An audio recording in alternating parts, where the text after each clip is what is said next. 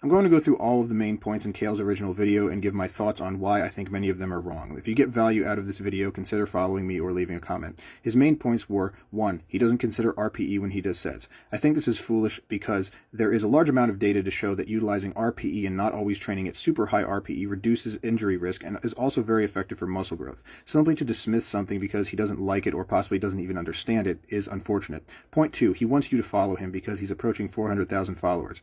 I don't really have anything to say about that. Point 3, RPE is how far you perceive yourself to be away from failure.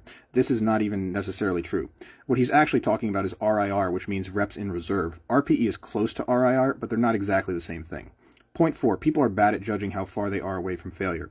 Also not true. There was actually a huge meta-analysis done in 2017 that included over 36 studies about RPE and its reliability/validity. It found that RPE has good reliability and internal consistency. Point 5, RPE is not great for building muscle. Also not true. RPE has been directly compared to percentage-based programs, and they are generally even, if not RPE showing a slight advantage. Point 6, he goes to failure on every set. Training to failure likely increases your risk of injury. It's also no more effective for building strength and possibly even less effective than non-failure training. Most data points in the direction that maximizing strength and hypertrophy, it is only necessary to train to failure occasionally and possibly not even at all. Point 7, you have to go close to failure. This is really one of the only points he's made that's kind of true. While in general, training with a decent amount of intensity is necessary to maximize muscle growth, the idea that easy sets don't build muscle is wrong. They do. Number 8, if you don't go to failure, you're leaving something up to chance. I'm assuming he means muscle growth. No, you're not. It's already been well established by previous data that this is not true. Also, simplifying muscle growth to just go to failure all the time and you will maximize hypertrophy is an astoundingly simplistic take that is not supported by the evidence.